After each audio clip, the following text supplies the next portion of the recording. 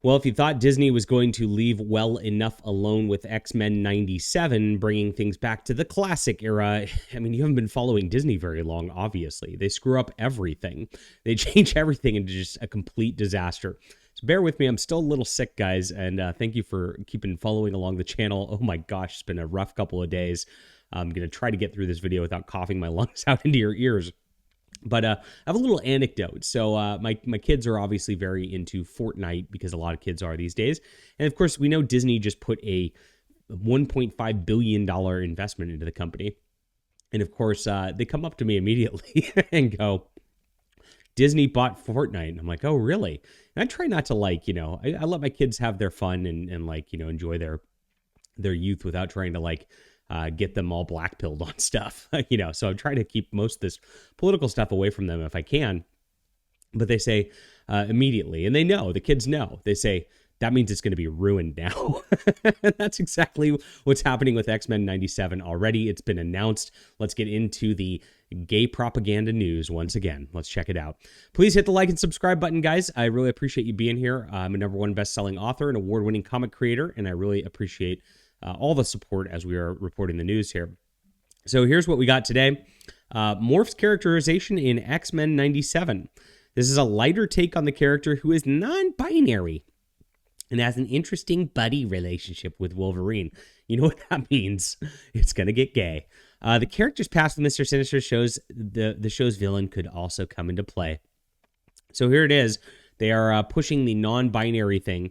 It's a really cheap gimmick. They love to do this representation pushes with the shapeshifter characters of the past, saying that it's now some sort of gender identity thing, and that's what the shapeshifters represent. It was never meant to be that originally. Shapeshifters are just kind of like a creepy power where they could copy anything, right? And if you go back to Morph's past, if you are not familiar with the comic itself, Morph was originally named Changeling, and Changeling was a villain.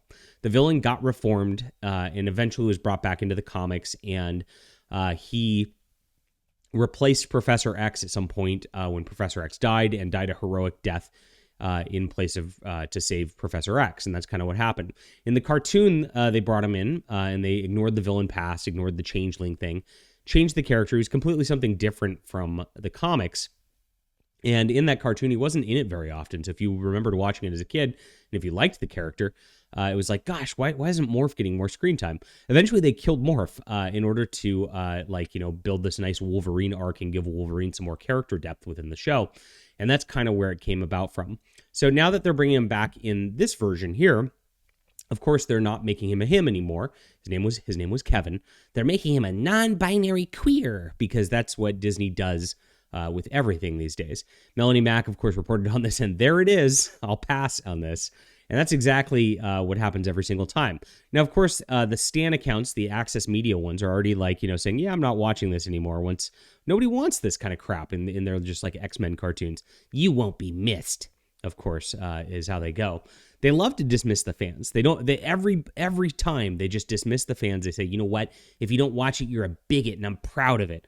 Well, they never do this stuff where they're actually going to get real pushback. They don't push this stuff into China or into the Arab world or anything like that.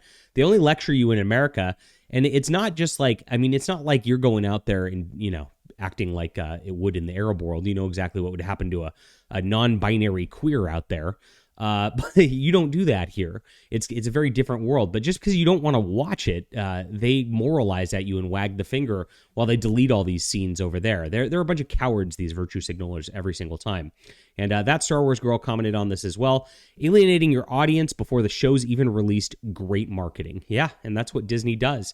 But at least we found out about this before it was getting released, rather than having some bait and switch, so we'd have to watch 5 episodes, and then suddenly it comes out in the middle of it. That's happened many times before, and unfortunately, this X-Men cartoon was doomed from the beginning because Disney had its hands in it. You know what happens every single time. Every property that Disney touches just gets destroyed, and it's very sad to watch at this point.